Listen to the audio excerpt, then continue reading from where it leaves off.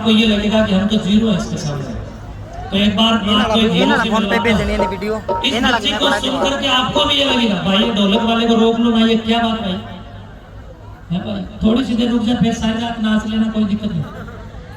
यानी इस गुड़िया में जो प्रतिभा है वो कुछ ऐसी है कि इसको देख करके प्रत्येक बच्चे के अंदर ऐसी ही सुश्रुत शैली और उसकी भाषा का लालित्य इसकी तरह बनने के लिए तरसेगा। और जो कोई लोग मर गए इस बच्ची को बिना सुने, वो उनकी आत्मा पछताएंगी कि वैसे ही मर गया, कम से कम सुन के ही मर जाते। तो एक बार इस अवनी को और इसकी तपस्या को मेरे साथ आप जरूर एक बार सुने। बेटे क्या करना चाहेगी तुम? मैं शिक्षा पर अपने विचार रखना चाहूंगी। क्या जैसे राष्ट्रपति हो, मैं शिक्षा पे अपने विचार रखना चाहती हूँ, ऐसा ही हौसला होना चाहिए। अगर ऐसा हौसला नहीं है तो फिर जीवन में कुछ नहीं। वाह गुड़िया, आप शिक्षा के ऊपर क्या कहना चाहेंगे, आप जरा बताइए।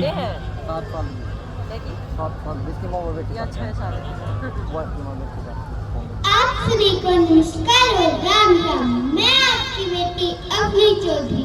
मुझे आज यहाँ आने का एक सुनहरा अवसर मिला और अपने विचार प्रस्तुत करने का भी एक सुनहरा अवसर मिला।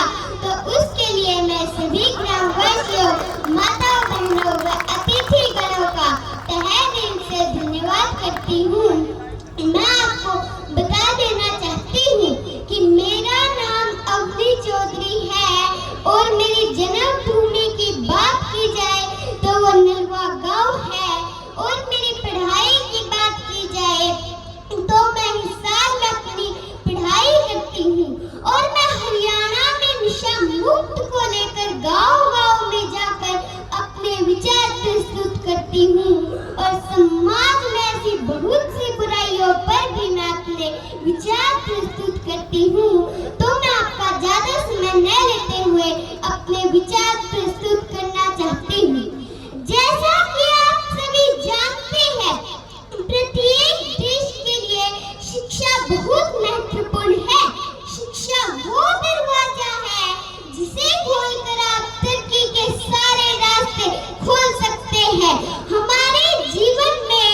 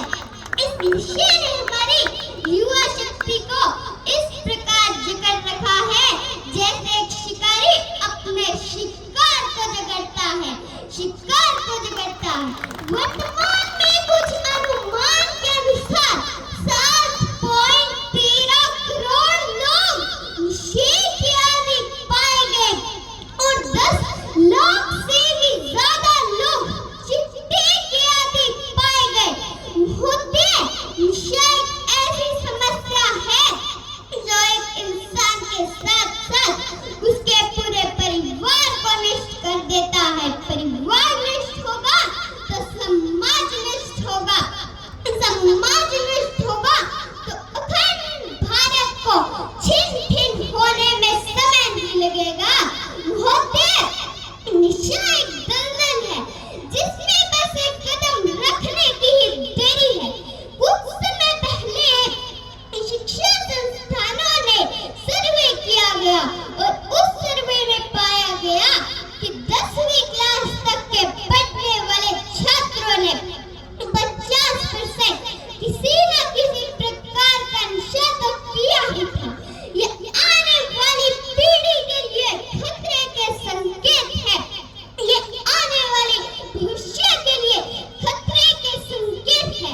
नशा किया व्यक्ति चोरी, डकैती, अपराध, पता नहीं क्या-क्या करने लगता है और उसका परिणाम उसके परिवार को भुगतना पड़ता है और कुछ समय बाद वो अपने जीवन को अलविदा कह देता है। एक बहन अपना भाई खो देती, माँ-बाप अपने बुढ़ापे का सहारा खो देते, एक पत्नी अपना जीवन साथी खो देती और आधुनिक समाज की बात की जाए तो बड़े-बड़े नेता लोग भी नशे की चपेट में हैं और न जाने हमारे रीति रिवाजों को तो क्या हो गया। नशे के बिना तो जीवन ही नहीं है। इतना पैसा आप नशे पर खर्च करते हो, इस पैसे से किसी गरीब बहन की शादी करवा दो, किसी गरीब बच्चे को शिक्षा दे दो और हर रोज गाड़ियों के एक्सीडेंट, चोरी, डकैती, अपराध, पता नहीं क्या-क्या सुनने को मिलते हैं और उन सबका एक ही कारण है, वो है नशा, नशा, नशा।